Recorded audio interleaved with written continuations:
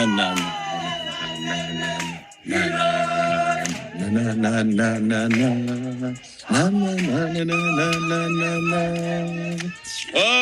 welcome back, everybody, to another episode of the Rugby Scoop podcast. I've realized something. Whenever the All Blacks win, the gardener tends to disappear. Whenever the All Blacks lose, the gardener is out there in the garden, fixing, watering, pruning. Huh? I'm not by myself, ladies and gentlemen. Hugh Griffin, the gardener from the UK, Vuyo Zanga, the coach in Russia, former Blitzbokker, Jade Craig, the gaffer. Huh? The weatherman. All right. Hugh Griffin, sabbatical, parents visiting, not much time last weekend, but you are here today. How are things in the UK? Things are looking good, mate. Things are looking good. Glad to be back. It's deceptively hot. If the sun is not shining, but it is hot. We are sweating here. Oh, really? I'm not sweating as much as some coaches in the Rugby Championship this weekend. Ooh, smooth operator. Vickers, it was hot in Cape Town, but you in Russia, it's about to start freezing. It's about to start snowing. Ridiculous weather conditions. Talk to me. How are things over there? No, all good, bro. All good. Pretty chilled. Had a good weekend. Managed to catch a whipping of the New Zealand game. So pretty chilled, nothing much. Oh, jeez. We will dive into it. Jade Craig, shops this weekend apparently opened until midnight because the results looked in favor down in Cape Town. Clearly, Clippies was sold out and Castle Lager was sold out this weekend in Bloemfontein. Yeah, I think half of Cape Town will be happy that the Bokt won and other half will be sad that New Zealand won. But New Zealand lost them. No, 100%. Cape Town is divided. Huh? Yeah, half of them were celebrating and drinking, and others were downing the sorrows, after Fair enough.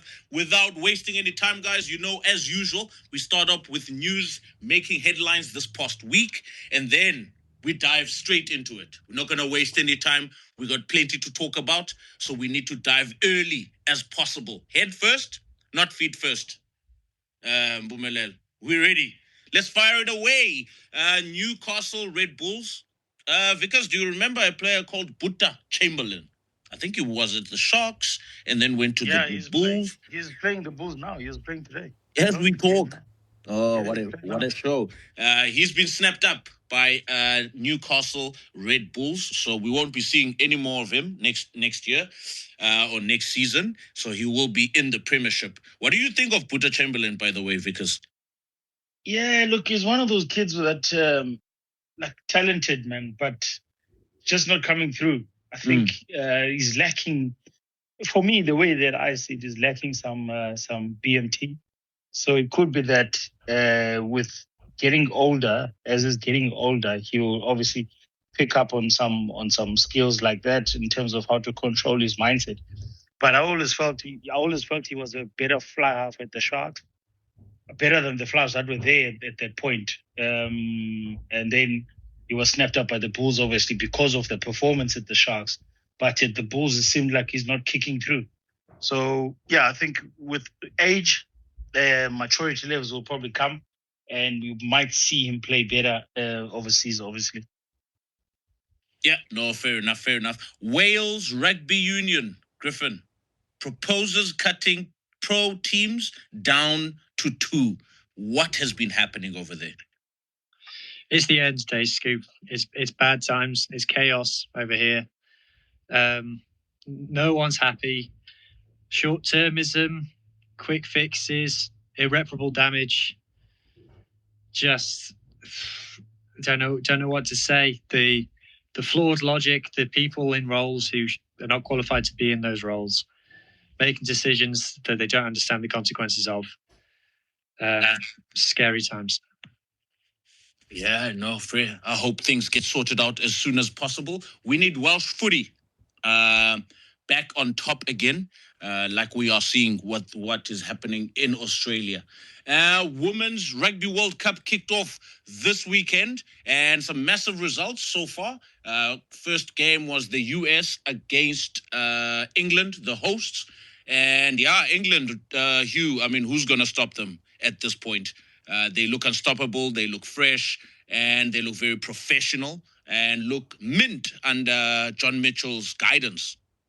They're looking good, and they've looked good for a long time. It's all about what Vic has referred to before. It's all about the BMT when they get to crunch time. They screwed it up last time. Their only game that they've lost in the last however many years is a World Cup final, and they got probably another one coming soon.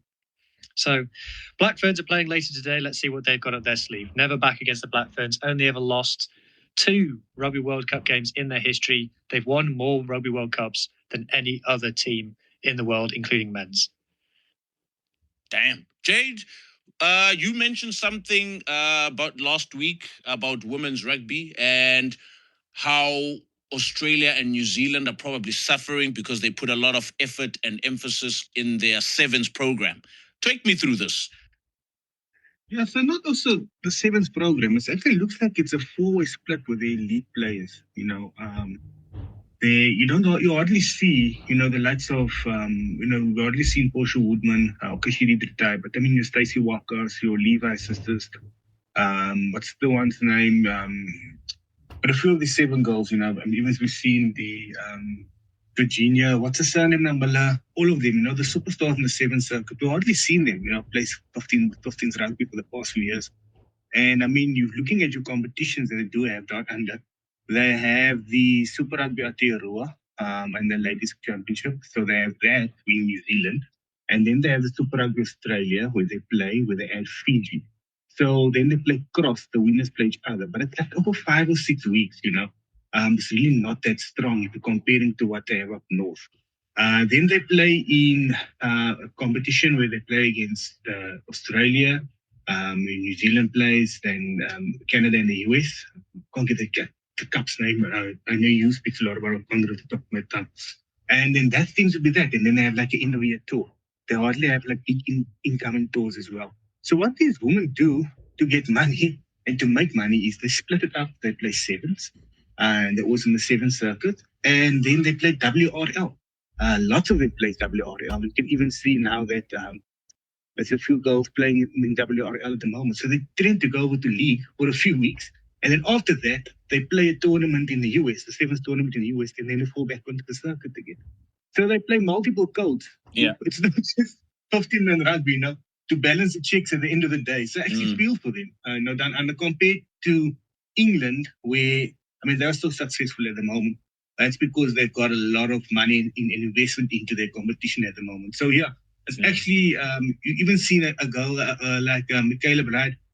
She's not even involved in the World Cup because she's playing WRL at the moment, Jeez. So yeah, it's actually sad, that we don't see these girls so much, in the 4-year period between World Cups. We don't see them that much, but World Cup time, Australia and New Zealand always seem to be strong because they get all of those 7 superstars back. Yeah.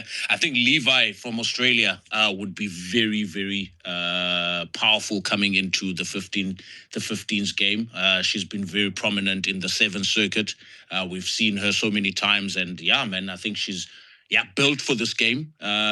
Strong, powerful, tall, speed as well. So athletic. Definitely. I think she would be one of the big stars if she had to really change codes. But I guess at the end of the day, there's not a lot of money. So some of these girls do need to play league, do need to play 7s, do need to play 15s at times. And some of them just don't want to switch up.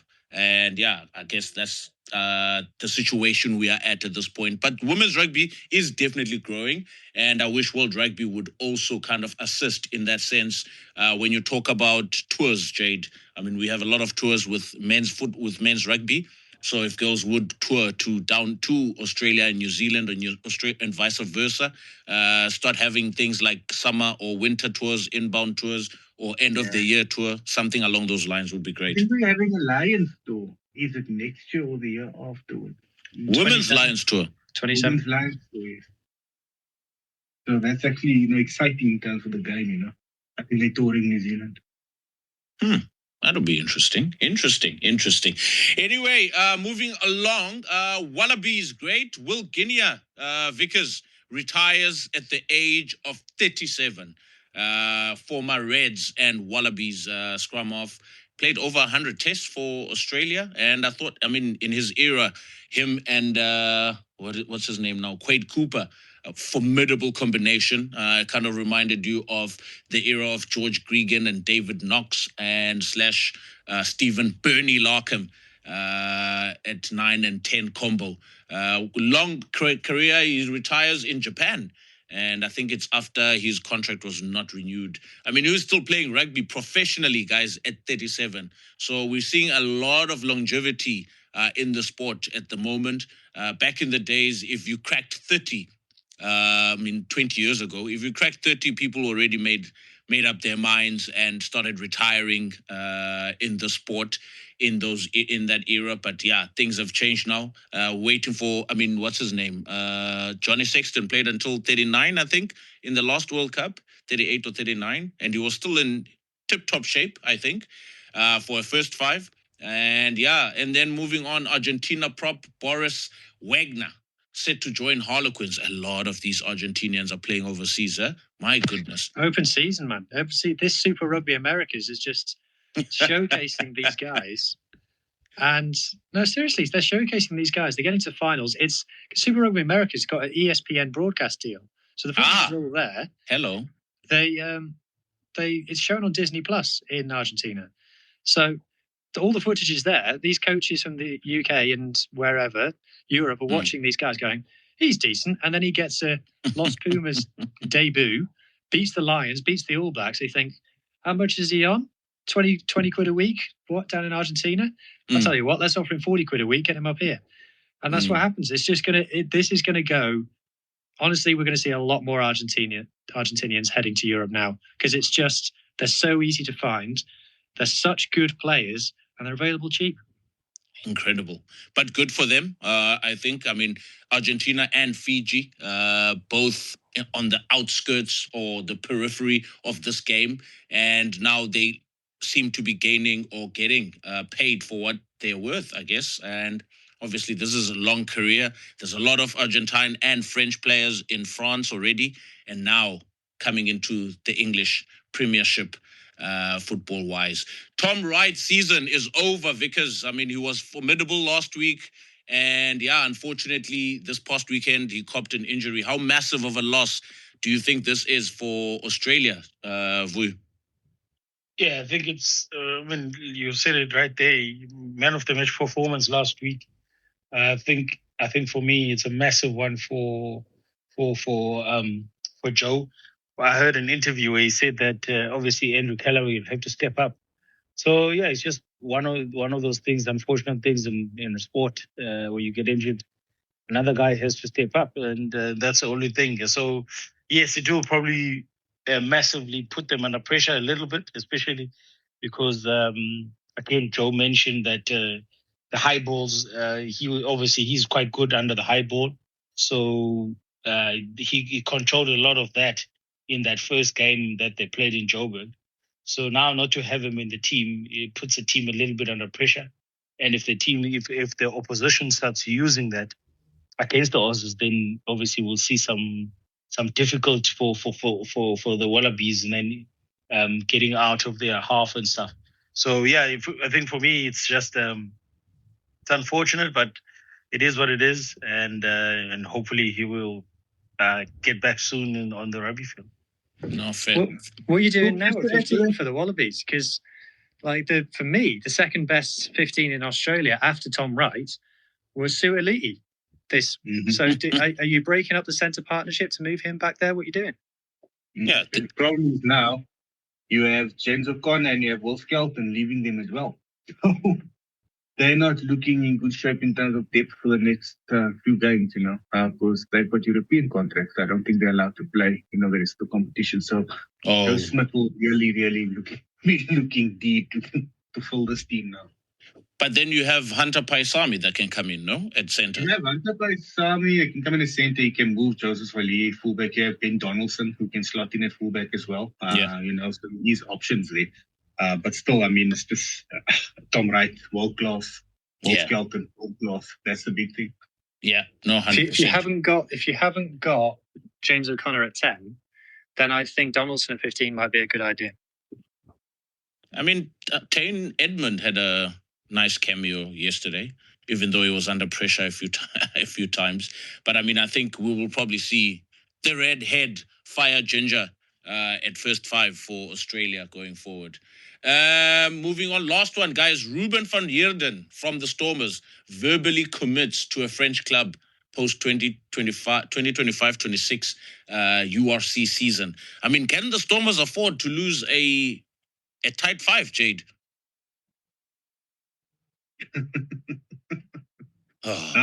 Boy. I've looked at the squad that they have, it was something that we really need. They really needed to keep, they really needed to keep Ruben van Heerden. It's not like got a lot of depth there. But then again, we've always seen these Stormers players leaving. We do know it's no secret that if third party doesn't get involved there, it's very difficult for them to compete, with the likes of the French clubs and the European clubs, even the Bulls and the Sharks, So, I don't think he's what would you call it, a premier or prime player, where they could really get a third party. Hey, man, he's a former SA under 20. But he's a needed player they need, So let's see what they do, who they get back in there. But if they're going to do that, it's a lot of damage to that squad. It's not like they have a lot of locks, in Cape Town. That's man, I honestly thought he had a future. Once I saw him at the Sharks, I thought he could just beef up a bit and he would be formidable as a lock.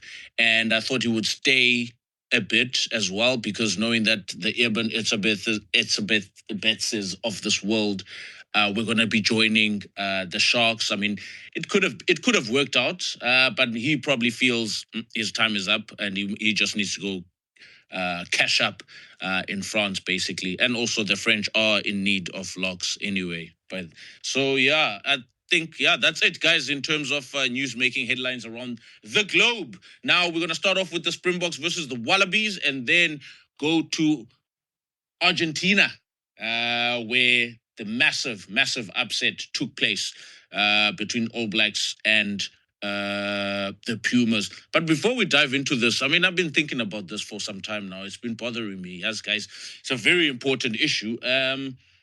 All Blacks have had a lot of bad luck, man. And I've been wondering why. And I've actually thought about it. I think it's because, we have a lot of following on this podcast with Man United supporters. I don't know. I think it's just rubbing off. That negativity is rubbing off onto the All Blacks form in these past couple of years, actually, since Foz started as well. I don't know, because at this point, Man United, Jade, Man United, Bumelelo, Man United. I mean, it's, yeah. So you're trying to say Anton was Fergie, Foster was Moise, and Rice was Jose Mourinho. 100%. I mean, if we speak, we're in big trouble. In big trouble. All right, kicking things off, Vickers Miranda. Let's start off with this topic, Vickers. Frequency rate of chopping and changing last minute. You told me, hey, at this point, players get niggles, get injured on match week all the time, or get sick all the time. And Rassi seems to have the highest frequency rate when it comes to changing players, whilst naming a team on a Monday or on a Tuesday. So my question is, why not name the team on Thursday and finalize everything if there's a potential of players getting injured during match week? What are your thoughts on this, Vickers?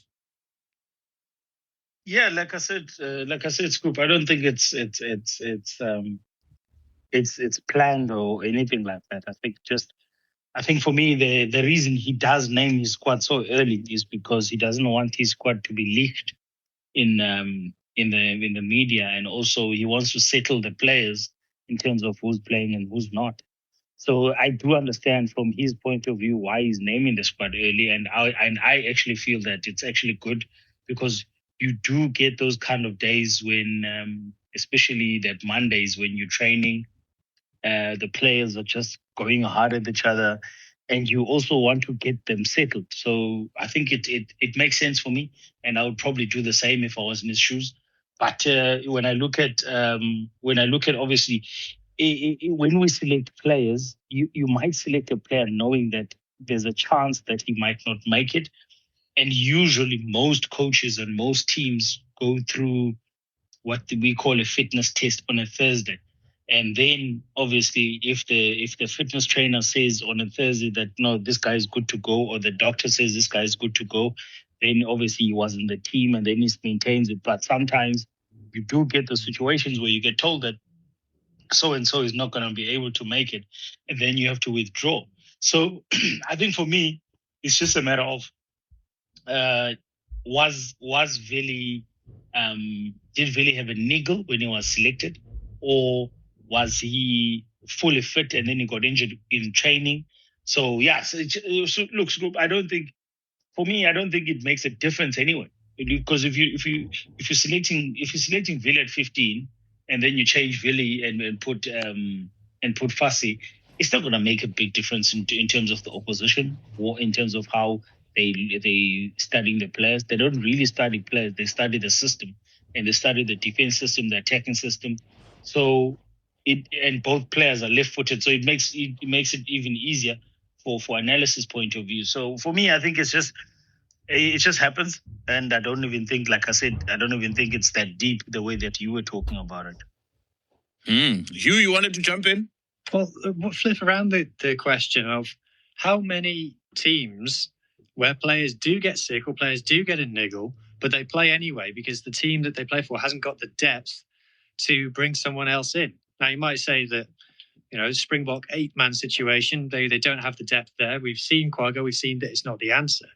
But in terms of Vili Fafasi, that's a luxury that the Boks have, that they've got a guy that they can just go, okay, we'll bring you in. Whereas another team, a Scotland and Ireland, might say, no, sorry, like you injured is still better than the next best guy.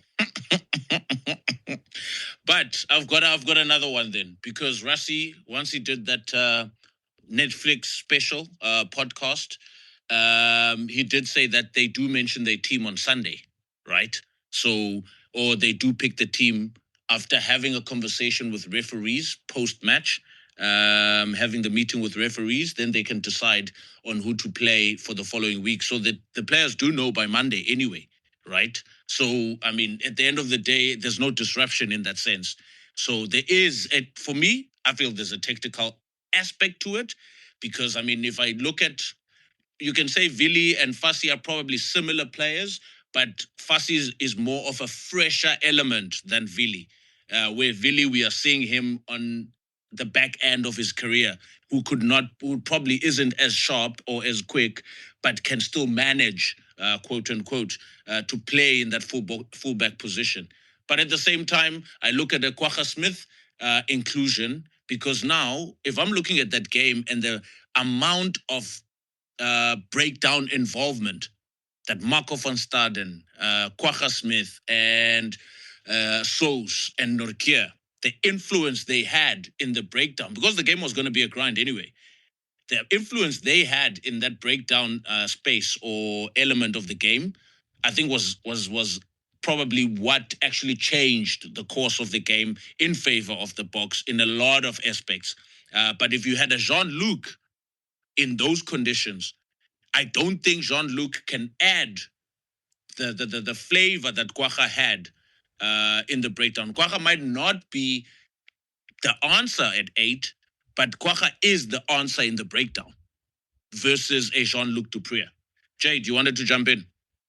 Yeah, no, you hit the nail on the head there. If you're looking at certain decisions that was made on match day, I mean, you're looking at the way the weather went yesterday, and obviously went with another feature at the breakdown, or play the open side of the breakdown, and the effect they had on the game. It does also, give you more evidence for your argument, Scoop. But in saying so, we got to remember, and I mean, we always mention that teams get mentioned on a Monday internally, Sunday evening, Monday morning internally, and they know who's playing the weekend. And what normally happens is after a test match Monday, it's used for recovery basically Sunday and Monday. And you're looking at Wednesday, and I know some teams like Australia and New Zealand do it on Thursday, where they have a full contact session, and with players don't hold back, players go at each other. And that's also where injuries can result from, that full contact session like in the week. So obviously rugby is a contact sport. If you're looking at the amount of injuries that happens during a game, it's quite a lot. So there's big possibility, in the full contact defense and attack sessions that they do have, those live scrums that they do have, like in the week, there could be injuries that can be picked up. So to add to Wheel there, that's just the planning of the week in terms of coaching. You're all likely to get injuries later in the week. But what doesn't help us is that he names his squad so early. It always looks like he has a trick up his sleeve, and he's got something a hidden agenda to do with those selections. Especially if you're talking yesterday of Sean Luke and Kwacha, and you look at the conditions.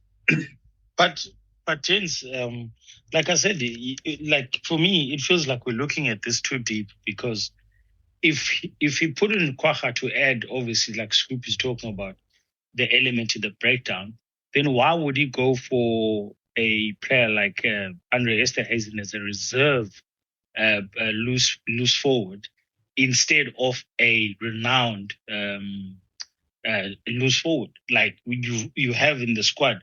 He's got a lot of loose forwards in the squad that can come in, that could have came in and also do the job. Who else is there? Say, I mean, is Peter Steph injured? Is he injured? Concussed. Oh yeah, he's got concussion. He's got Vincent Chituka. He can call in anytime. He was part of the squad. He wasn't with the squad. He was released. So there's a lot of. But That's his fault. But it's like Mapimpi. Mapimpi was released, but he was called in back. So for me, that's why I'm saying I don't think. Look, if you're going to put Andre Esterhuizen on the flanker as a flanker, that doesn't say anything to me. That doesn't say like someone that he was using tactics. No, come on. No, I'm not worried about Andre Esterhuizen because I hear your point. Yeah. I'm not worried about Andre, but I'm worried about. But my point is on this. Also, Uche Tuka is not even in the squad, so it's fine. But let's leave that one for this one because I think we're going to get derailed on the actual game. Yes. Yeah. And also, he came in early. Andre came in, I think, at 60. So he had a full go at flank. So, yeah. I didn't even realize he was on the field. That's how bad it was. He came in, exactly. Yeah, but the game had swung in Australia's favour at that time. Maybe that's another reason. But nonetheless, because coming back to the game itself, from your perspective, from your side, I want to see are we seeing a difference in terms of the splits? Because Australia just went with, what is it? Was it still 5-3 on the bench, right? And Springboks went 6-2, right? Going to this game. Are we seeing a difference regarding this element in these past 2 weeks? Also, even looking at your Italy game, your both those tests, and Georgia and Barbarians. Are we really seeing enough impact from the Springbok bench this season so far? Yeah, look, I don't think we've seen enough. Like we spoke about last week in terms of the impact that they had was not the same that we normally are accustomed to. So for me, I don't think we're seeing it like that. But also, Scoop, to correct you there, it was a 5-3 for the Boks as well, because Andre Esterhuizen was on the flanker. He was in the bench. So so look, I think. Come on. Yeah, but had Damon Delinde got injured, I can guarantee you Andre Esterhuizen would have gone in as a centre, and then Sous would have probably finished the game at flanker. But anyway, I think when I look at the game itself, it's just, for me, you could see that it's exactly what we spoke about last week. They didn't go with that Tony Brown mentality, get the ball wide. They went with simple things. Kick it, contest, let's kick it, touch, driving maul. Let's win the game. And I think that's the mentality they wanted. They just wanted to win the game. They did the basics right to make sure that they keep ticking the boxes and winning the game. The aerial battle was obviously a mess. I think both teams were obviously were found in difficult positions at times. But for me, you could see the change of mindset with the Springboks. And even when Australia started chasing the game, if you noticed last week, our pods were still standing quite deep in those kickoffs because they were expecting a deep kick, and then Australia was kicking short kicks and winning them back. So now all of a sudden this week they changed that. They made sure that they do block the front and force Australia to kick deep. Or if they kick, obviously, I think the one time Evan Etzebeth got it and he obviously got pushed out to touch. So for me, you could see that there was a little bit of panic. And even when Australia was starting to come back, I think after Corey Toole's try, if I'm not mistaken, or the other winger, the ball that bounced and everyone missed it, Kenan Moody, and as soon as that try was scored, it's almost like you could sense the tension from all the players that, is it going to be another one of those games like last week? And I think that's why they were so relieved when they scored that try to make it that 8-point difference. And they were so relieved, and obviously they couldn't wait to finish the game and end it. So yeah, you could see some nerves, and I think again it goes back to the same thing that once you lose that first game in the double round, you do feel under pressure. And I think with South Africa, they did feel under pressure, and we did see that they went back to their DNA day basics, mauling, kicking up bombs, Pollard controlling the game. There were a lot of cross kick bombs from 10 and Fussy.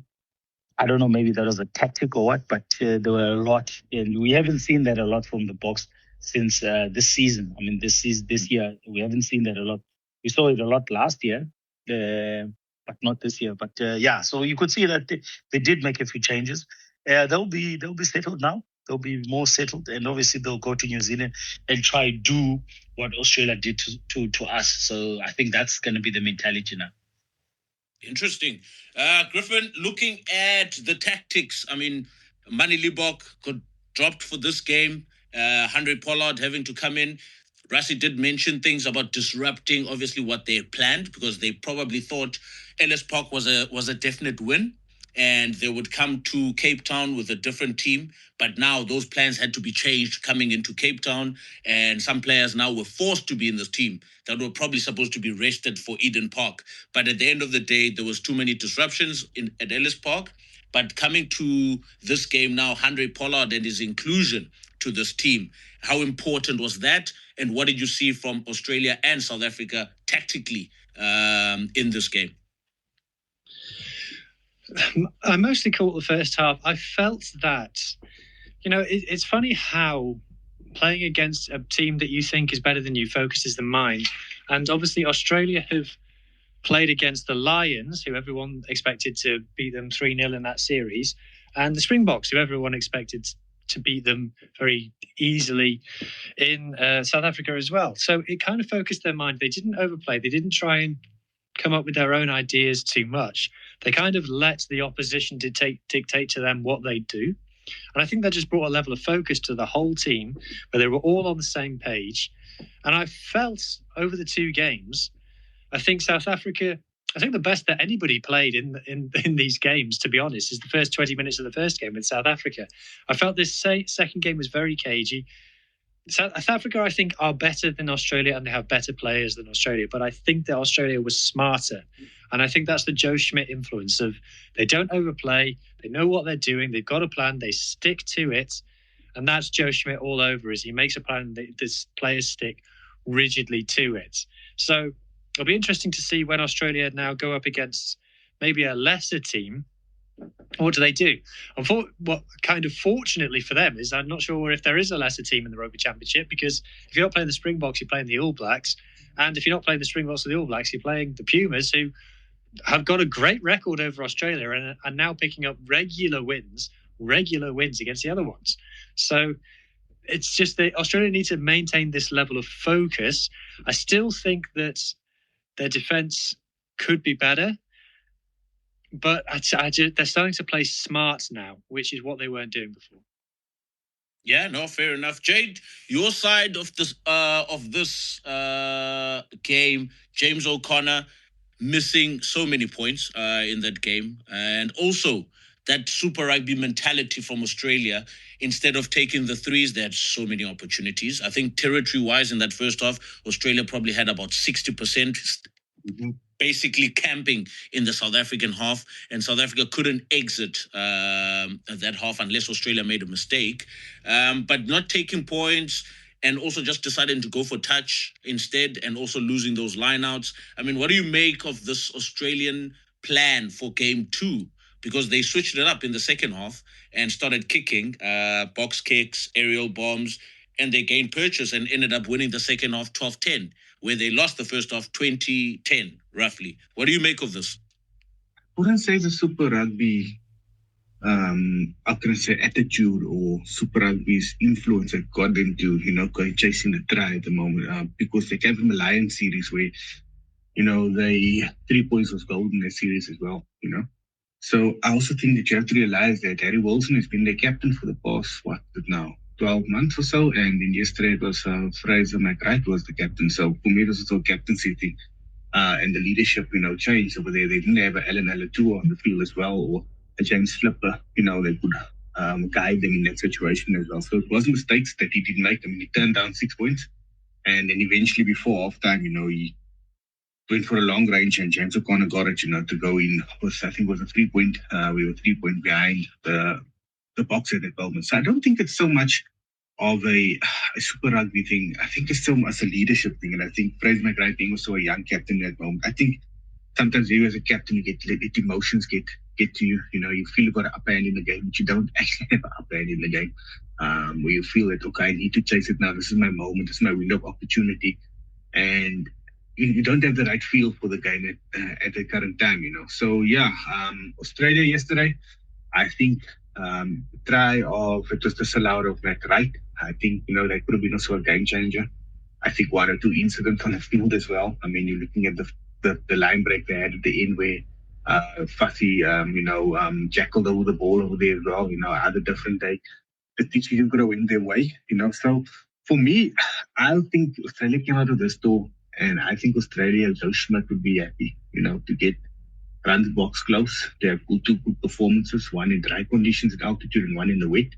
He showed they can go both ways. If you're looking at the status, so they weren't, how can I say, they weren't played off the park yesterday by the box. Yeah, the box were clinical in certain aspects. In the box short carry game, I mean, Australia struggled with that when they got close in Australia's red zone. But I don't think they'll be too upset about it. For them now, Scoopers, to go on and to build on this, because we don't want them to play against Argentina at home and then, struggle or lose one of those tests there. Then it would be really a step backwards, after this positive step they took. Yeah. I think the target would be now is to beat Argentina and to try and get, one win against New Zealand, which they also haven't won in a while. I mean, when last have they beaten New Zealand? It's been quite some time, Or try for those players, some pressure New Zealand for the players look up. So yeah, looking at Australia and looking at, Scoop, if you're going to take Nick White, Joseph Suwali, and Tom Wright out of the game in the first half or so, and the rest of the game for like 15 minutes or so, you played with, your reserve backline on the field, and looking at those players, those are game changers. I mean, the right and Suwali is arguably the best attacking weapons, with them haven't been there, they haven't been on the field. I mean, that's a massive loss for them. I mean, Jock had to play inside center here. Lenny Kitau, who, come on, I honestly think like Lenny Kitau must put his hand up there as being one of the best centers, 13s at the moment, 12 or 13. I mean, he's been phenomenal for Australia. This time, he's really shadowed Joseph Suwali at the moment. When hasn't been so used to playing Union and playing center, but he's really, he helped him settle in, and he's getting over the advantage line. He's got to offload everything. I really think, Ikitau is really, really well class. But, for me to make those changes early in the game, and to still run the box close. If James O'Connor, had the bucket there, they kept things out right over the post yesterday. The guy could have went somewhere else, But I've got something that I want to. I need to bring it up, especially for you and Puyo. And I just feel that are we starting to see the effects of the 12-month calendar on the Spok team? Are we starting to see that now? Because it's evident that they dipped off in the past 2 weeks. Are we starting to see that? Because I think that was a pretty big factor. That's why Rassi has a massive squad, because he needs to rotate, because these guys are playing a lot of rugby whole year. Compared to the North, where they have a break, the Boks do not have a break. Majority of those players do not have a break. They go 12 months. So for me, are we starting to see the effects of a 12-month calendar? Because it's now 4 years in a row that they've been playing 12 months. Yeah, but I mean, you have a player like Eben Etzebeth who plays 2 games for the Sharks the whole of the URC. So that's enough rest, isn't it? No, it's not enough rest. He's still been in prep all season. He's still been in, he's still been in prepping for games. He's still been involved in the squad. He's still been there. Yeah, he's still training. He hasn't had any time off of rugby where he's just got his mind clear. Scoop, where he hasn't thought about rugby. That for me is a massive makes a difference. Look at a guy, Scoop, you can see like Cody Taylor a few years ago. He said, "No, I'm not going to Japan. I'm taking 5 months off just for my family." He came back to be an absolute better player. So sometimes that's the best for players, Can the Springboks afford to have an Eben Essia, Peter Steph Tutoy taking those 5 months off, 3 months off at least in a season? I think it's possible. I think it's possible. I think it's possible, guys, if you look at the calendar. As soon as they finish, for example, Russia shouldn't be taking those main guys to the end of the year tour. What do they need to prove? Look, yes, I understand you're going to play. You have to win, Vickers. You're playing France and Ireland. Yeah, I understand that. But at the same time, if you lose, what have you gained from it? Yeah. Okay. Yeah. So for me, we shouldn't be taking those players to that end of the year tour if we want those players to perform at optimal level. Yeah, let's say in the next year. So they should be given the November off, December off, and then start again working themselves back in January. Almost like that old Super Rugby preseason that we had. Because back then, if you remember, as soon as they came back from end of the year tour, they were doing nothing till the next year. And I think for South African rugby players, especially for the key players in the Bok team, it is so important that break, just to get that break. I mean, a guy like Evan, I think he's got a new baby. I think he's got just a newborn baby. So how much sleep is he getting in the evenings when he's at home? And I know it from myself, having a newborn, that you hardly get some sleep because you're trying to assist your wife and everything.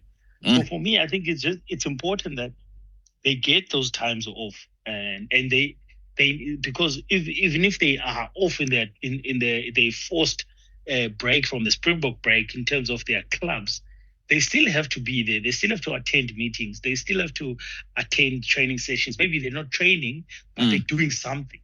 Rugby related throughout. Yeah, exactly. Yeah. So I think Jade is onto something. I think they have to start forcing it. Just get them off rugby, man. Take them. No, I think I can relate to this, Vickers, as well. I think it's quite important because I remember heavily involved in coaching and refereeing throughout, and also, I mean, if you're in the North, some of the competitions around European internationals, your Spain, your Georgias, so there'll be 7 competitions around June or July.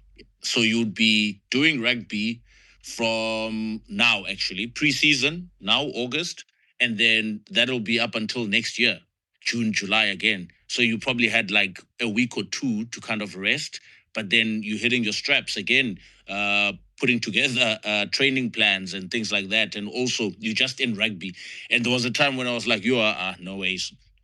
I want nothing to do with footy. I'm not even going to watch it, Just want to sit and watch Netflix specials throughout, or take a holiday to just be away from the sport. I think that helps mentally, and maybe those players probably do feel, because I mean it's high performance throughout, especially at the at Springbok level and also at URC level. It's high performance, high pressure.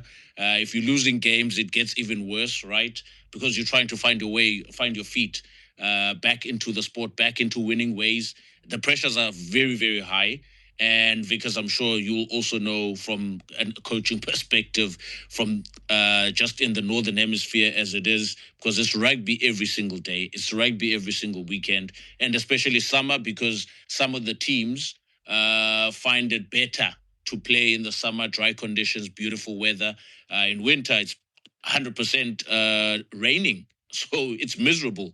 So for weeks on end, you're just under clouds the whole time, right? You don't see any sunlight at all. So it can be quite a dampener. I think then Rusty should come up with a plan that probably gives the gents some time off. Maybe you'll have to consult with the unions, obviously.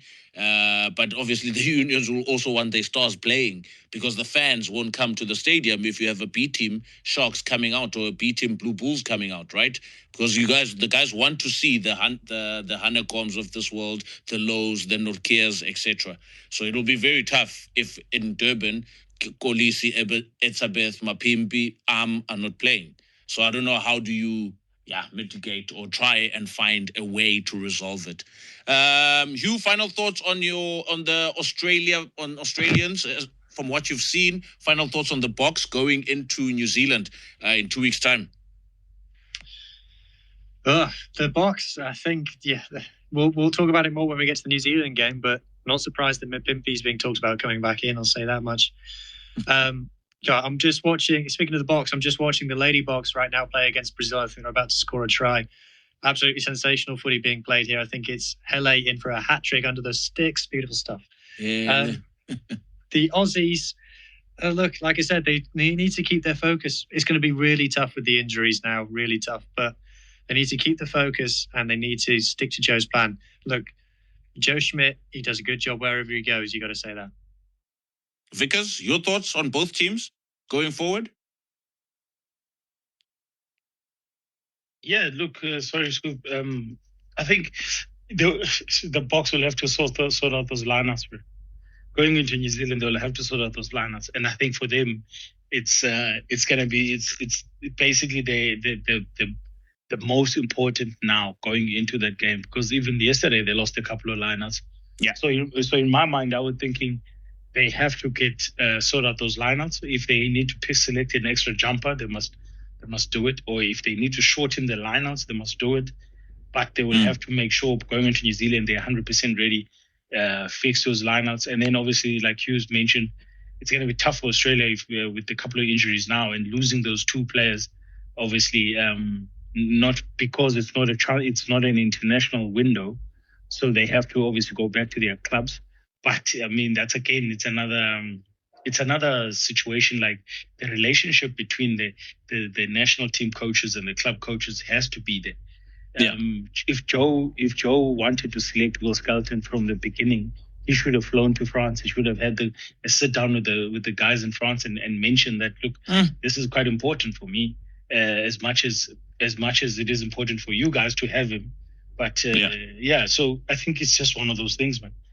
But anyway, I think, like I said, Boks for me to sort out the lineups, and then obviously interesting to see how Australia does against Argentina. Yeah, before you go, because there's that starting lineup for you. Do you think it'll probably be the same, or should they stick with that starting lineup and having Eben coming off the bench to add that oomph and also fresh legs and experience to close off the games? I definitely wouldn't. I think I would definitely start Evan. I don't think for me he's a bench player, but I would definitely look at obviously what you can do to change up and beef up that bench, especially because if you have a guy like if you're starting a guy like Henry Pollard, it's going to be very difficult for anyone to replace the way that he plays. So if you have a Pollard on the field, you're probably going to go your 6-2 split, because who you're going to put on the bench. Is it Manile Bok or is it Damon Willemse? And I mean, we've heard Rassie speak about the confidence thing as well. So for me, I think they will have to look. I would go with the same starting lineup that we had in that first test. Although at center I would go for Damon Dialende at 12, and then I would bring in Cheslin in for the guy from the Lions. Just his name just ran away from me now. The winger. I'd bring in Cheslin back to his position. I'll still keep Fassi at the back, and I think. Then obviously you have to look at your bench. You have to look at your bench. Even if Sos must move, he must move to the bench, and he must definitely come in and add value in terms of his leadership.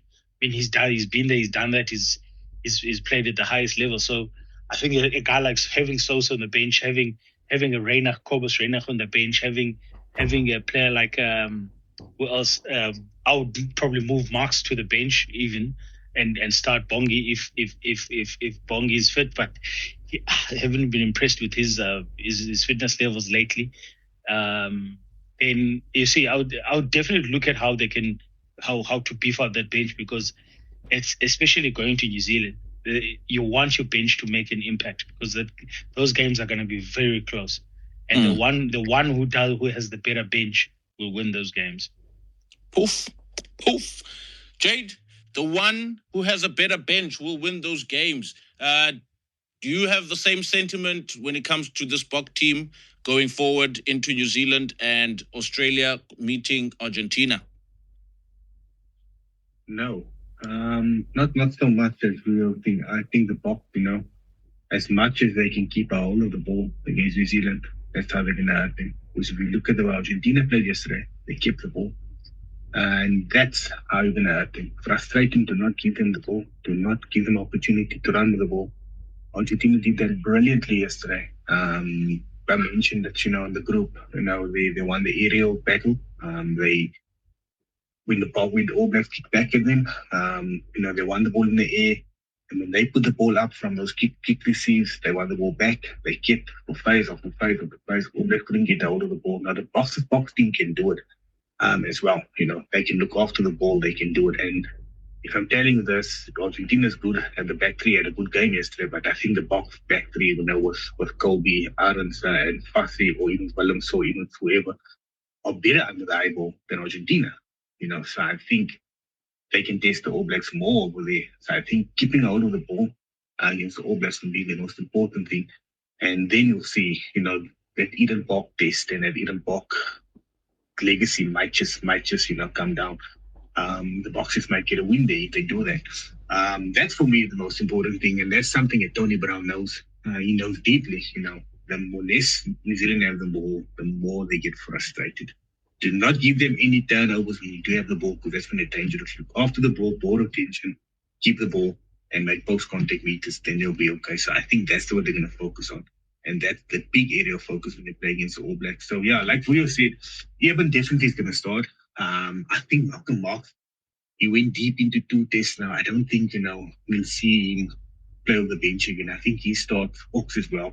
My concern is for this Bok team is just the front row. It's been a change, what we've seen over the last 4 or 5 years or so, when we've seen guys come on after 30 minutes or 40 minutes. But it looks like, the starting front row is going deep, even to 65 minutes or so. That's what we saw. We saw Marks go to 70 minutes yesterday. So hasn't really been something that, we've been used to with Rassie over the past few years or so. But then again, obviously, if you look at Bongi's not there, but then firing, not pushing Marks. So there is a big drop-off between the number 3 who can compete to Marks and Bongi, and a fitting firing Bongi. So it does make sense. But Oxenche, Thompson went deep again yesterday, even though Walker Low was on the bench. So it'd be interesting to see, the mileage that those guys have, how long Rassie will keep them on that side. Because, the New Zealand front row is not bad. I really think at scrum time, this is going to be an awesome context. So, yeah, let's see what he does. Let's see how he plans. If he does go 6-2, let's see when he makes his changes in that game. Because I don't think those players are going to go this deep. And go into 65 minutes before Fleur can come on. I think he's going to use his bench earlier that time, so he might just go for a stronger bench, when he does play in New Zealand. or make a late change the day before the test match. All right, moving on to the New Zealand versus Argentina. Griffin, your thoughts on this game? What did you see from the All Blacks and Argentina? How beautiful. I loved this game. I loved watching this game because with Argentina, it's all about... sorry, the Lady Boxers just brought on the bomb squad, all the subs at the same time. I loved this game because it was... Argentina is all about in their heads. When they played against England earlier this year, their heads went. They were on top, they were on top, they were on top. They didn't score. They lost their heads and England won. In this game, when the All Blacks had 2 yellow cards, Argentina knew they had to score and they knew they were running it from everywhere. And we'll talk about, I'm sure we're going to talk about the All Blacks backline in a while. To contrast the Argentina backline, which is pure fire, these players are unbelievable. But they were getting these opportunities. On another day, they scored 2 tries while they're up 2 men. But they bombed 2. They got white line fever for one of them, and Delgay drops it cold, who had otherwise had an incredible game, drops it cold on the second time. So they go into half-time with 40 seconds left, being up 2 men. So they've got 10 minutes to sit and think about how they've got to score quickly in the second half. And I thought, this is all about, for Conteponi now, this is all about managing the headspace. And maybe I'll get Vuyu to talk about how he might go about doing that. I was saying, guys, if you panic, if you force it, if you lose your heads, we'll lose this game. Keep calm, take the threes, trouble that scoreboard, and control the game. And that's what they did. And the main way that they controlled the game, other than, I thought, that most of their team, in fact, all of their team, having outstanding games, particularly how Santiago Carreras and Juan Cruz Malia alternated playing 10. I thought that worked very well. But for me, the way that they won this game was the aerial battle. They absolutely dominated New Zealand in the air. Absolutely dominated. I can't think of a single aerial duel that the All Blacks won. It was absolute walkover time. When they went to the skies, they kept the ball every time. So when Jade's talking about keeping the ball against the All Blacks, the way that Argentina kept the ball was by going to the skies. And I think you have to credit Argentina for how good they were. For a long time, I was actually sort of kind of impressed by the All Blacks because I felt they stuck to their task. And I actually thought their defence was good. You have to look at the try count. It was 3 tries to 2 in the All Blacks' favour in this game. Argentina only scored 2 tries. So I thought the All Blacks' defence was actually all right. But the control of the game, the control of the ball was all there with Argentina. I think their scrum half, their new scrum half, Garcia, massive fan of this guy. I think he's a great player. I think he's a great defender, which you can't always say about scrum halves, but he runs the game as well. He plays for Zebra, guys, by the way. He plays for Zebra. So I was just massively impressed by the control, the calmness, the concentration from the Los Pumas, which is something that we've not seen. And I think in the back line, I thought New Zealand's pack got the better of the Argentinian pack, but I thought in the back line, there was a clear gulf in quality between the two sides. And that's where this game was won and lost, which is rare because normally packs win games. But I thought it was the back line that won the game in this situation. Yeah. Fair enough.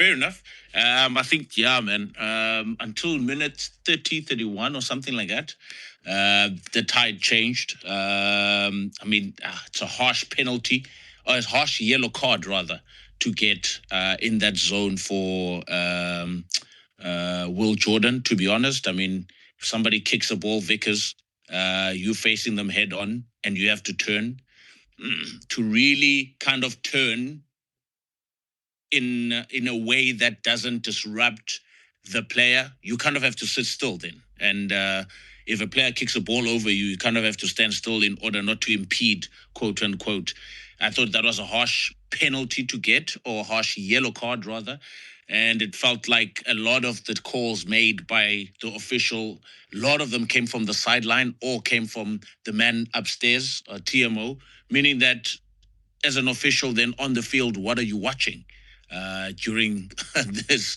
I mean, I thought Sivu Reis was probably in an area or possible area to catch the ball because it was close enough to him. Whether he stuck the hand out or not, really could have caught that ball if he really put his mind to it, in a catching position rather, in that situation. I think that yellow card really got Argentina's tails up, and yeah, man, without a fullback, you are always going to be under pressure, because now players have to do extra work on defense, especially the wingers and 13. They're definitely going to do extra work in those backs. And yeah, with Jordi shooting up, I don't think that helped New Zealand. A lot of the times, whenever he shot up, there was a gaping hole that he left open, and then Argentina used their magic to kind of loop around or inside pass and get traction, so to move past the defense. So the All Blacks, I felt like they were on their heels a lot of the time in that game. So they weren't really getting purchase and going forward. And then the lack of management post that. I mean, we were 13, I think it was 13-6 up, and Bowden Barrett missed a few kicks, which also kind of gives Argentina a positive fight back if you are only behind by 7 points, right? And yeah, then the yellow card happened. Then yeah, everything just derailed from there. And then mentally, lack of leadership on the field, lack of game management. They didn't go to the mall this weekend like they did last week, which was disappointing to see, because I feel like Razor and his coaching staff are trying too many things and not just sticking to a simple rugby plan. I don't care about razzle dazzle at this point. I mean, if you come into a system and you're new into the system, find what works. Against France, they did the same thing. They were under pressure because they wanted to run the ball a lot of times in that first test. And the game was close. And France did exactly what Argentina did last night. Kicked the ball up in the air the whole time, right? Aerial bombs the whole time. And then second test, what did they do? Consolidated, went to the forward game. Won convincingly. Third test, it was, iffy, to say the least. And then with Argentina, first test, forward game. Win the game convincingly. Second test, no, we want to throw the ball around and change a winning formula. Because why? I honestly believe Razor is under pressure from New Zealand public in playing the New Zealand DNA. And for me, this is where you don't need, as a coach, I don't think you should be listening to opinions from people from outside. I don't care what they think. I would literally, with the squad and having Jason Ryan as one of the best forward coaches in the world, I'm playing simple forward-based rugby and winning matches. Winning matches gives you confidence. Getting confidence, you start then improvising and start tweaking and start changing and start expanding the game plan from then onwards. That's how you're supposed to build a group of players in the system. That's my thought. Jades. No, Coop, you hit the nail on the head there again, when you mentioned, I think there was a little bit of a backlash in the media in terms of how they played, mauling, and, you had the likes of Murray Maxted and, obviously the older guys having a lot to say, TJ and so having a lot to say with the style and stuff like that. But I mean, it's working, it's efficient. They've got a monster pack. They don't have a small pack. They've got a big pack. So use it. I mean, the box must be looking at that pack and thinking, oh, you know what, this pack can trouble us. And if the box can think that, I mean, then they show you a lot of respect, You look at it, you said they lost the aerial battle. And it's not just the kickoffs. I explained, I said, when Berra kicked up, he kicked up and unders, Malia, Dalgai, Karares, all, they caught it, they kicked back, and then they got the ball again, and they played from there. When New Zealand kicked short, Argentina got the ball. When Argentina box kicked, they got the ball. So Rico, Reese, and Jordi weren't in sync at all. Now, I spoke yesterday to you, and I said, it's difficult. New Zealand was solid under the high ball when they had, and I don't want to go this way or so, but I mean, when they had Boanga and Barrett at the back, both of them were absolutely solid under the high ball. That, they got rid of having extra players around there, dropping Jordi Barrett back, so at times dropping a few other guys back because they were so solid under the high ball. And I think they forgot that basic as well. So they really need to get that because Argentina weren't kicking deep. Jordan and Reese and Rico were standing so deep waiting for these kicks. Even Bowden Barrett at times, they were kicking short kicks and it wasn't going far, getting the ball back, playing from there. And it was a tactic that was working from Contepone. I mean, he was a international flower, so I mean, you could see the space that was there. Then, also, if you look at the aerial battle, come and read you a stat quickly. So, lineups. New Zealand had 14 lineups yesterday, where they were 100% for the past 4 games. They were 79% yesterday. And here's the concern. Kickoff receives.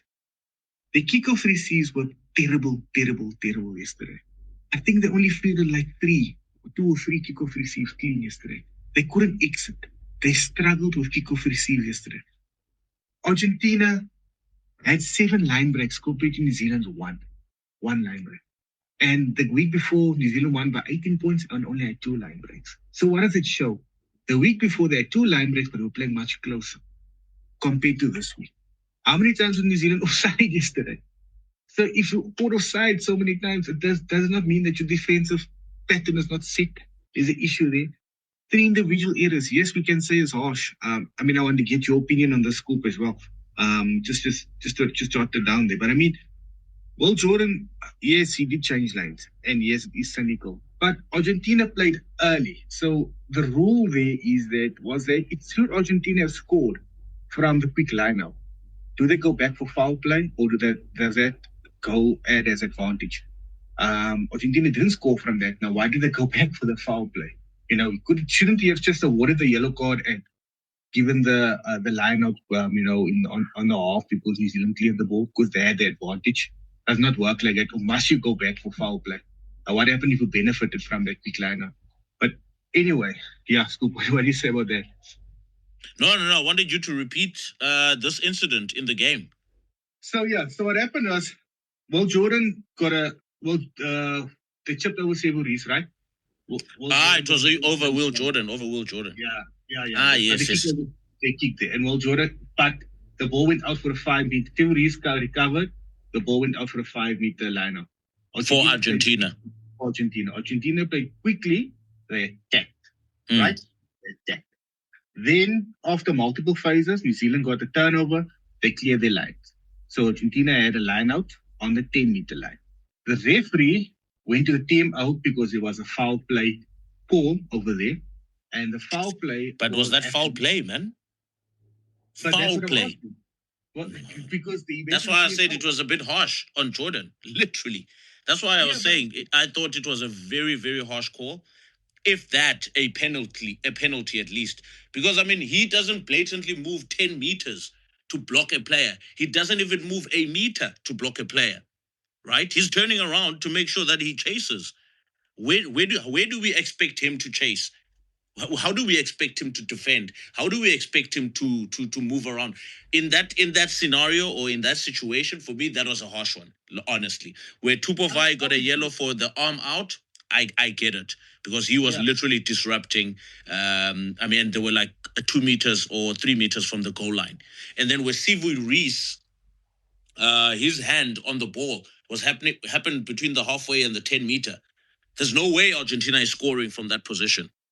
Right. But it's the same with was it Fussy for the box? Also got a yellow. Wasn't that closer to the try line? No. Was it halfway? Also halfway about. So I think there's consistency there. So that's fine. Fair enough. My argument is here. So you think you allow the quick line out. Okay? You allow and in that phase of play, in those 9 or 10 phases of play, there's been no infringement. Infringement happened before the line out. So you're going back before the line out to give him the penalty. From that penalty, Argentina kicked out, and then Tupovai got the yellow card. Whereas for me, he should have went back and said, listen, okay, well, Jordan, if I feel it's a yellow, I give you the yellow, but because he's played quickly, he's had the advantage. I can't go back and give you the penalty there because isn't that out of protocol? Apparently now they can go back. That's why the TMO is involved in everything. So you can go back after a scrum or a line for that, which they do as foul play. Even though you had the advantage. Yep. So what happens if you score from there? It is counter advantage. Oh, man. You don't score, they give another chance. Jade, every competition, I'm telling you now, just get used to this. They're going to come up with something new.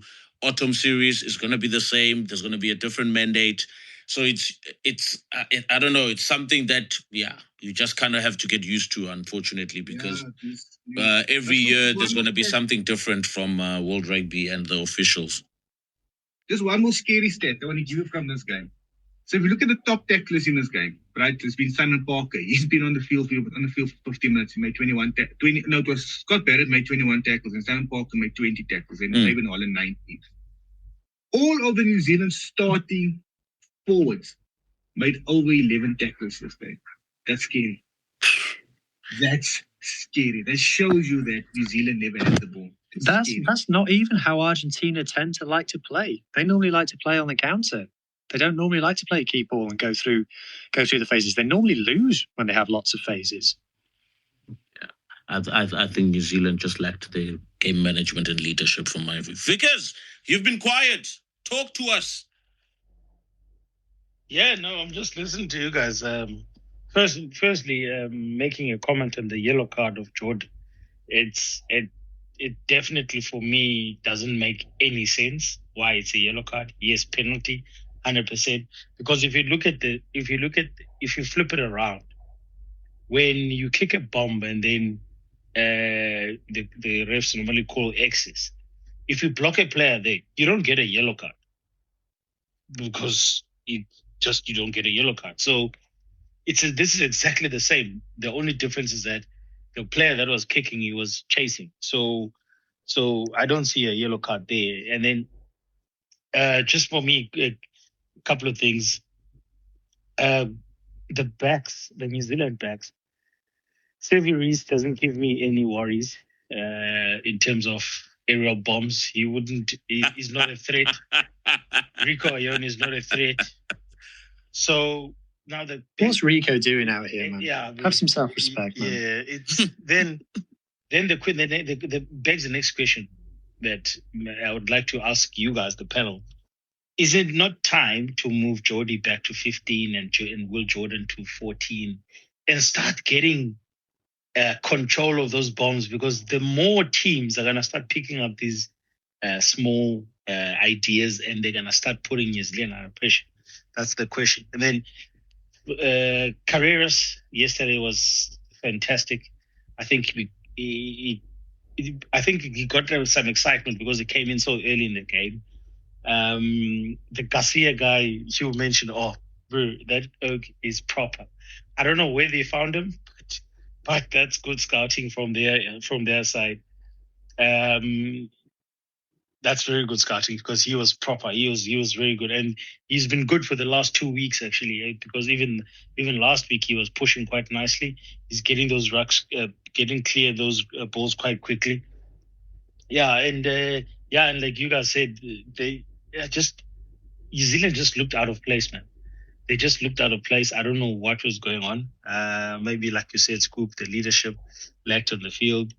And again, once you start picking up yellow cards, penalties, it's very difficult to get back into the game, especially 3 yellow cards, man. Imagine in one game, icon. Yeah, especially. I think they were forced though. I think you have to credit Argentina for those yellows because they forced them through pressure. Yeah, definitely. Yeah, but definitely. The Jordan one, I don't know, man. The Jordan one was pretty harsh. I was actually laughing because when I saw the number 4-5, I think it was number 4 or 5 of Argentina making a ball carry, and then I heard something different. Then I was like, "Oh yeah, Lavanini is no more there, so there's no guaranteed yellow cards." But anyway.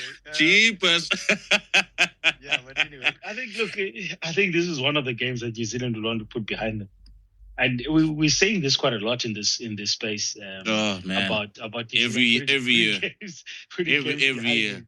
I think now it's 3-4 years now since Foster. Yo, where's that meme? Yeah. Get rid of the dinosaur. Remember the museum. The first test against France, we said the exact same thing. But they don't seem to be learning, Vickers. That's my issue at this point, right? There's no growth. So for me, I feel like there's no control at this point from a coaching perspective, because the buck's gotta stop somewhere, and I feel like now I'm questioning. For example, my big question is: are the All Blacks struggling because of player quality? Are the All Blacks struggling because of lack of game identity? Are the All Blacks struggling because of horrible coaching? In my thinking, you hit the nail on the head with those questions because, first of all, we all know those backs. When we look at those backs, I don't think any of those. I think probably, yes, I don't know. Maybe Jordy and Will Jordan will probably start in any other country. The rest, I don't know. The rest, I don't think they would probably be in the. Funny enough, Proctor had one of his best games yesterday. Yeah, one of his best games, definitely. Yeah, that's one. And then secondly, look, Scoop, I think for Razor, the biggest issue for Razor is he's a new coach coming into this system. And everyone in New Zealand was calling for this guy to get the job. So he is in trouble in terms of the public will want to tell him how to play. The people will want to tell him how to play. His own coaching, his own players will probably be waiting for a sense of direction and leadership from him. And if it doesn't come, then we're always going to have this inconsistency. And there's a problem with coaches is that coaches forget that when you get a job, it's not about the people that said you must get the job. You get there, you do the things that will make you win. Because 100%. when you win, no one talks. When you 100%. Win, it doesn't matter. No one talks. But when you start losing, everyone's got an opinion. Everyone wants to tell you, you're doing this wrong, you're doing that right, you're doing this wrong. We need different players. And if you guys remember when Eddie Jones was starting to fight with English rugby, it's because everyone was starting to tell Eddie Jones how to selecting in terms of the players. So now he said, no, I'm not going to do it. I'd rather leave the job than being told what to do. And that's exactly what coaching is about. So you don't go and listen to every corner and what people are saying on Facebook and that. You just stick to your guns and make sure you're just getting your team ready and winning games. Yeah, Hugh? I'm going to ask a provocative question, okay? So, Jade's boy, Tava Nawe, okay? Everyone said, oh, he's Fijian, he's changed to play for the All Blacks. If I'm Tava Nawe, I'm looking at that Fiji backline. I'm thinking Joshua Tuisova, Zireli Mangala, Waningolo, Ravuta Mada, Lugani Masi, Salesi Rayasi. And then I'm looking at the All Black backline. I'm looking at Clark. I'm looking at Rico. I'm looking at some guy I've never heard of. I'm looking at Billy Proctor. I'm thinking it's probably easier to get in the All Blacks backline than the Fiji backline at the moment. Oof. Jade. Discuss. No, look, honestly, I don't think they don't have the cattle. I think they do have the cattle. But I think, it's at the moment, it feels like with that backline, it's a bunch of individual players that's been put in, and being gelled together. Because if you look at Reese, for example, is an individual player. Rico hasn't played any time at wing for the past how many years, and now he's been playing the wing for the All Blacks, getting the prestigious number 11 years. You're looking at Jory Barrett, who's been brilliant in Europe this year. The amount of rugby he's played this year is going to look into it, but he's been good. He had a bad game yesterday, so we'll let him pass. Bowden's been okay. 13 is a problem. They don't have to have the 13 is not, for me, Billy Proctor is not the answer there. So you need to look at who is available. You have Tava Nawa there. You have Lester Faina Luku that, will come back in. You have Leroy Kora, Narawa, who are better runners with the ball, and much more busier than the other wingers. If you look at the NPC and you look at the wingers, going about there, the pace and the vision and, the skills that they have the cattle. But I think in terms of this group here, the backline is being currently selected. I do not think, they gel well as a unit. I was Razor for the Bok test. Next week I'll give my team, but I'll really be looking at, having Ruben Love there at 15 and putting Will Jordan back on the wing, just for that aerial, just to get that aerial battle right. And also in the back line, if your wingers is not making line breaks, not scoring those long ranges, not getting a bunch of ball, if there's no space created for those wingers, there starts to be a confidence thing, So is he going to go back and say, like, his wingers go in and go and look for work, Caleb Clark and Talia did in the past. Reese also does that. I know Narawa is a big guy that likes to do that. Go and look for work, go and look for the inside ball. Or is it also, that with Cam Royger also not being there, a lot of their shape, it's gone, off 9 compared to where it was with the French test. So is that also a big thing over there because look like the attack shape overall is not there. So, yeah, I mean, just look at Billy Proctor, for example. When he plays for the Hurricanes, he gets a lot. Scoop can agree with us. He'll get a lot of space because there's space created for him.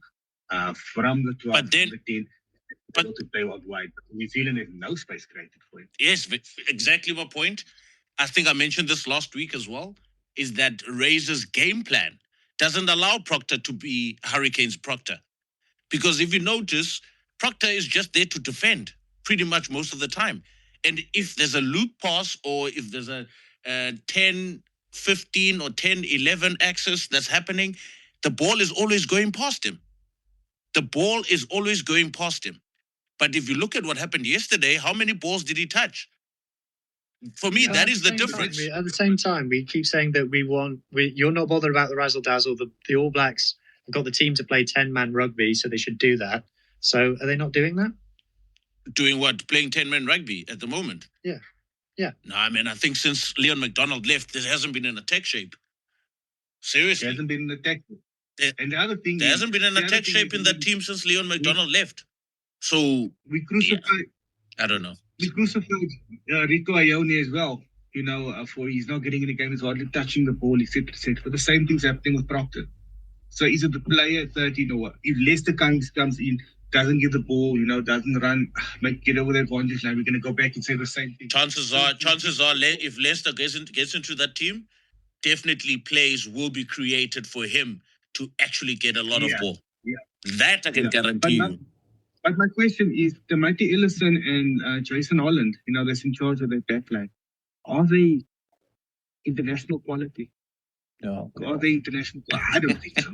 I don't think so, Scoop. I don't think so. I think New Zealand needs a backline and an attack coach, And for me, a part of me is hoping, that guy is Ronan O'Gara, gets approached, and he comes in there, or, Maxie Wayne Smith working closer with his team.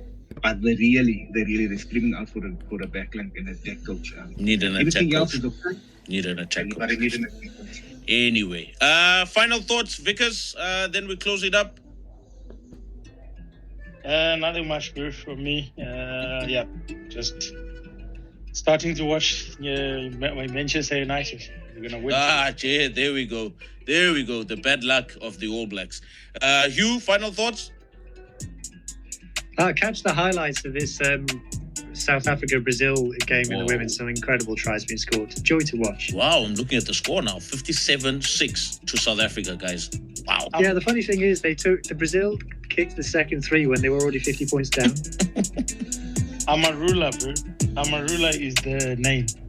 Number 8. She was brilliant. Her leg drive. Jade, final thoughts, and then we close it off. Yeah, you always talk a lot when your team loses. So I had a lot to say today. But yeah, for our retail viewers, how good is it to see Boland and Greek was dominating the Currie Cup at the moment? Yeah. Can you believe it? How good is it? Can you believe it? If Western Boland Province playing Currie Cup this season. Yeah, they are, but you know what? For me, They second last. The Sharks beat Western Province. Can't even beat the Sharks. Sharks last. Sharks are last. Western Province second last. It's the Wildebeest. It's the Wildebeest. It's not even the Sharks. Imagine the bottom 3. It's Bulls number 6, Western Province 7, Sharks 8. Imagine that's a bottom 3 in the Currie Cup. That's rough. A competition for everybody. Thank you very much, everyone, for listening and tuning into the Rugby Scoop podcast. Truly appreciate it. Find us on the socials, Twitter, Instagram, YouTube, Facebook, everywhere. Spotify, we're there. Apple Podcast, we're there. Thank you very much for listening in. Have a wonderful Sunday. Enjoy Sunday dinner, Sunday movies, 8 p.m. But we will release this podcast later on this evening. Have a lovely day and enjoy the rest of your week. See you guys next week. Cheers. Cheers, fellas. Cheers, guys.